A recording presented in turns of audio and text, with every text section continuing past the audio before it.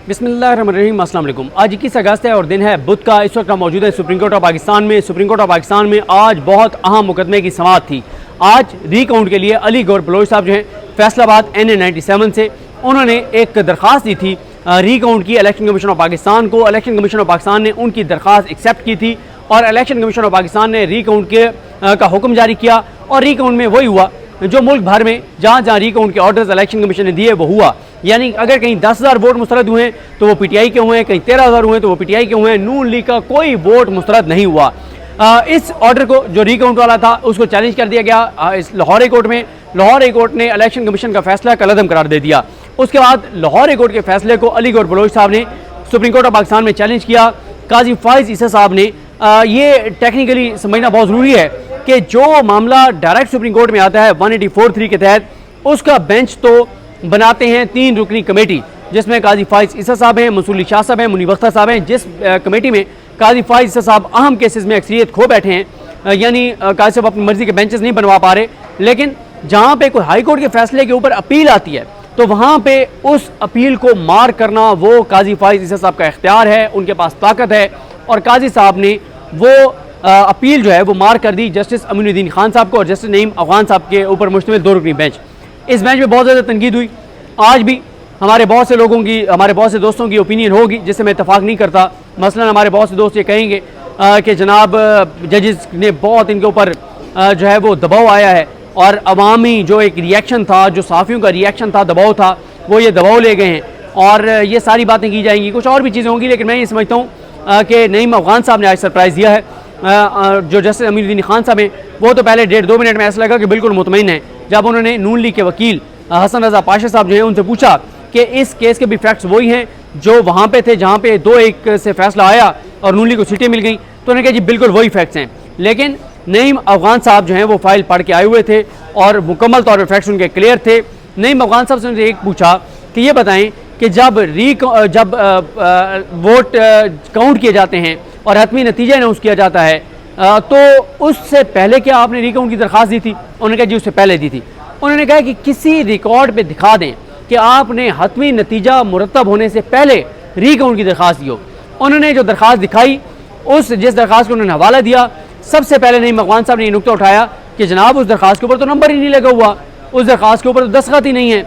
ये 2 चीज़ें, एक चीज़ नईम अफगान साहब ने पॉइंट आउट की कि उसके ऊपर तारीख नहीं है, और एक चीज़ जो है वो लतीफ़ खोसा साहब के जो एक एसोसिएट हैं वकील, उनका नाम मुझे नहीं आता, लेकिन वो भी बड़ी तैयारी के साथ पेश हुए।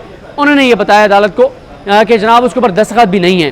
तो इसमें बार बार नईम अफगान साहब उनसे पूछते रहे कि आप अदालत को मुतमईन करें कि आपने RO को पहले कोई दरख्वास्त दी थी, लेकिन वो मुतमईन नहीं कर सके। और वो ये कहते रहे कि जनाब हमने जो है वो दरख्वास्त दी थी लेकिन रिकॉर्ड पे ऊपर ऐसा कुछ नहीं है। पूछा गया कि ये बताएं कि RO ने इस हवाले से क्या कहा है। RO ने कैटेगोरिकल लिखा हुआ है कि उनको रिकाउंट की दरख्वास्त नहीं दी गई। फिर उसके बाद ये पूछा गया अदालत की जानिब से कि ये बताएं कि आपने अगर RO को जाके दरख्वास्त दी थी तो कोई रिसीविंग होगी, कोई चीज़ होगी, कुछ भी उनके पास नहीं था। और लतीफ़ खोसा साहब ने अदालत को बताया कि आफ्टर थाट है, ये बाद में गढ़ी गई कहानी है, तो इसलिए ये कोई चीज़ रिकॉर्ड पे नहीं है। बल्कि लतीफ़ खोसा साहब ने एक बड़ी ज़बरदस्त बात की। उन्होंने कहा कि RO नून लीग के उम्मीदवार से रिकाउंट की दरख्वास्त ना ले, क़यामत ना आ जाती। ये बात तो दुरुस्त है, क्योंकि ब्यूरोक्रेसी की अक्सरियत जो है, मुझे ज़ाहिर है इस RO ने अगर लिख के ये दे दिया था कि कोई ऐसा जो है वो दरख्वास्त मेरे पास नहीं आई, तो फिर इसने जुर्रत वाला काम किया है। गो के नून लीग के वकील ने आज पूरी कोशिश की कि आप RO को तलब करें और रिकॉर्ड तलब करें। तो ये भी हो सकता है कि अब RO को मैनेज कर लिया गया हो, या RO को मैनेज करने की कोशिश की जा रही हो, या वो चाहते हों कि ये मामला आगे जाए, किसी तरह से चीज़ें मैनेज करें। लेकिन आज जो नून लीग के लिए बड़ा सेटबैक है वो एक तो यह है ना कि अदालत ने दरख्वास्त मुस्तरद कर दिया है, अमीनुद्दीन खान साहब ने और नईम अफगान साहब ने, ये तो सेटबैक है ही। दूसरा सेटबैक इनके लिए ये हुआ कि इलेक्शन कमीशन ने भी इनके खिलाफ गवाही दे दी है। जब इलेक्शन कमीशन के DG लॉ अरशद साहब को जजेस ने रोस्टर पर बुलाया और पूछा कि ये बताएं कि कोई रिकाउंट की दरख्वास्त कोई रिकॉर्ड पे है कि उन्होंने RO को दी हो। उन्होंने आगे से कहा कि जनाब कोई रिकॉर्ड पे ऐसी चीज़ नहीं है, एक दरख्वास्त मौजूद है जिसके ऊपर ना दस्तखत हैं ना उसके ऊपर जो है वो तारीख है। अब ये बात उन्होंने क्यों कही? उन्होंने इसलिए की क्योंकि उन्हें पता था कि जजेस बड़े क्लियर हैं, ख़ासतौर पर नईम अफगान साहब, तो उन्होंने ये वारदात पकड़ ली है, तो इसलिए इलेक्शन कमीशन ने ये बयान दिया। वरना इलेक्शन कमीशन तो आपको पता है कि वो तो नून लीग से ज़्यादा, बल्कि मुझे तो इलेक्शन कमीशन की जो टीम बैठी हुई थी, एक बंदा बहुत डिस्टर्ब नजर आया जब रिमार्क्स ऐसे आ रहे थे कि नून लीग ये केस हारने जा रही है। तो इसलिए जो है वो इलेक्शन कमीशन का बयान भी बड़ा इंपॉर्टेंट है कि नून लीग के खिलाफ उन्होंने बयान दे दिया है। इस बेंच के हवाले से बहुत तनकीद हुई थी अमीनुद्दीन खान साहब पर और नईम अफगान साहब पर। इनके ऊपर इल्ज़ाम ये लगता है कि ये काजी फायज साहब के साथ जाते हैं, जो काजी साहब कहते हैं वो ये करते हैं, काजी साहब की एक्सटेंशन के लिए ये अपना पूरा किरदार अदा करेंगे। लेकिन इसका एक रुख देखने का ये भी है कि आज ये जजेस काजी साहब के साथ नहीं बैठे, अलग बैठे हैं, तो उन्होंने अपना इंडिपेंडेंट माइंड अप्लाई किया और नून लीग की दरख्वास्त जो है वो मुस्तरद की।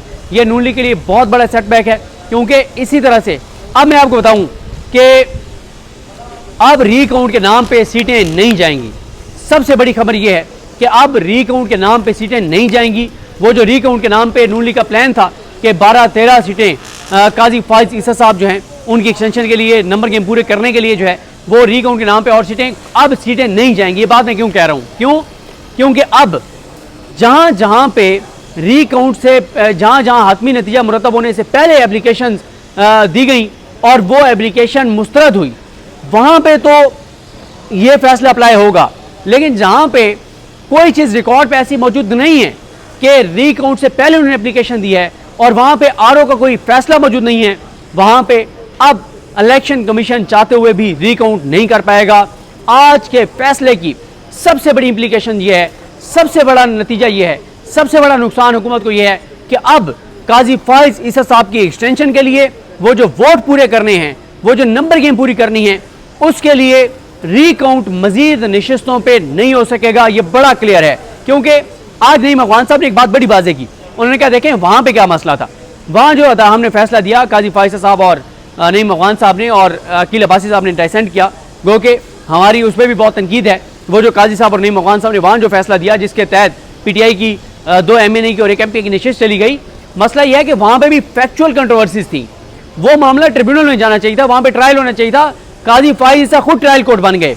लेकिन यहाँ पे आज नईम अफगान साहब ने बड़ा क्लियर किया है कि अगर हतमी नतीजा कंसोलिडेशन से पहले किसी भी हल्के में दरख्वास्त दी गई थी और आरओ ने उस दरख्वास्त को मुस्तरद किया है और वहाँ पे फ़र्क भी 5% से कम में, वहाँ तो सुप्रीम कोर्ट का फैसला अप्लाई होगा जिसमें कहा गया है कि रीकाउंट इलेक्शन कमीशन जो है वो करवा सकता है और आरओ को करवाना चाहिए।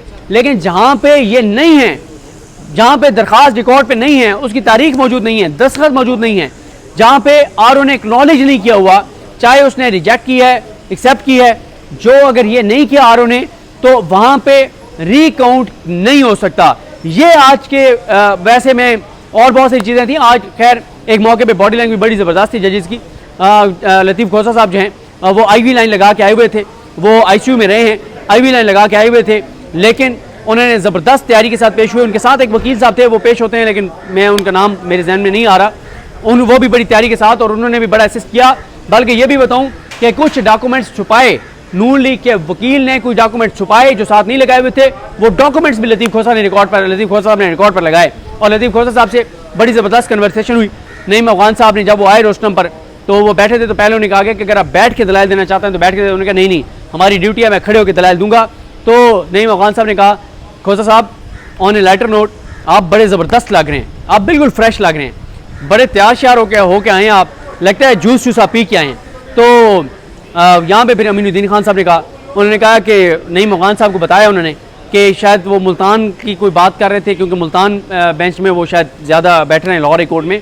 लेकिन बहरहाल उन्होंने कहा अमीनुद्दीन खान साहब ने कि लतीफ़ खोसा साहब जब मेरे सामने पेश हुए हैं, कभी इन्होंने तारीख नहीं ली, कभी एडजमेंट नहीं ली। जब इनको अदालत में इनका केस लगा, ये बर वक्त पहुँचे, कभी एडजमेंट नहीं ली। तो ये भी उन्होंने बड़ी तारीफ़ की और फिर बड़ा मुस्कुराहटों का तबादला हुआ और यहाँ तक भी कहा नईम अफगान साहब ने कि मैं माशाअल्लाह भी कह देता हूँ कि कहीं आपको नज़र ही ना लग जाए। इस तरह की कन्वर्सेशन आज हुई जजेस और लतीफ़ खोसा साहब के दरमियान। वो जजेस जो इस वक्त ज़ेरे एक तनकीद हैं, ज़ेरे तनकीद तो नहीं, मतलब तनकीद के असर में हैं और बहुत ज़्यादा उनके ऊपर PTI बहुत ज़्यादा तनकीद करती है। और ज़ाहिर है तनकीद इसलिए करती है कि ये वो 2 जजेस हैं जिन्होंने इख्तिलाफी नोट जारी किया मखसूस नशिस्तों वाले में, जिसमें बहुत अफसोसनाक इन जजेस ने कह दिया कि इलेक्शन कमीशन, इस्टेब्लिशमेंट, हुकूमत जो है वो सुप्रीम कोर्ट के 8 जजेस का फैसला ही ना माने क्योंकि वो गैर आईनी फैसला है। तो ये, लेकिन आज मसला ये है कि हमें केस टू केस देखना चाहिए। जहाँ पे जिन जजेस की तारीफ बनती है वहाँ तारीफ करनी चाहिए, जहाँ तनकीद बनती है वहाँ तनकीद करनी चाहिए। आज का फैसला इनका ज़बरदस्त फैसला है और ख़ास तौर पे मैं क्रेडिट देता हूँ नईम अफ़गान साहब को। वो फाइल मुकम्मल पढ़ के आए हुए थे, फैक्ट्स बड़े क्लियर थे और उन्होंने वो सवालात किए नून लीग के वकील से जिसका जवाब नून लीग के वकील के पास नहीं था। तो जो फैसला अच्छा हो उसकी तारीफ़ करनी चाहिए, जो गलत हो उस पर तनकीद होनी चाहिए। तो ये आज की सूरत हाल है, लेकिन नून लीग घबराने शुरू कर दे और काजी साहब भी सामान अपना बांधना शुरू कर दें। आज के इस फैसले के बाद अब रीकाउंट के नाम पे मज़ीद नशिस्तें हथियाना इतना आसान नहीं होगा और फ़र्क जो है वो अभी बहुत ज़्यादा है। आज के इस फैसले के बाद अगर वो एक हमारे दोस्त ने वहाँ से निकल के कहा कि अगर इस बेंच से भी नून लीग को अपने हक़ में फ़ैसला नहीं मिला तो फिर नून लीग के घबराने का वक्त आ गया है और लगता यह है कि नून लीग के सितारे जो हैं वो बहुत गर्दिश में आ चुके हैं। मुझे अपनी दुआ में याद रखें। अल्लाह करीम हम सब का हामी नासरो। अल्लाह हाफ़िज़।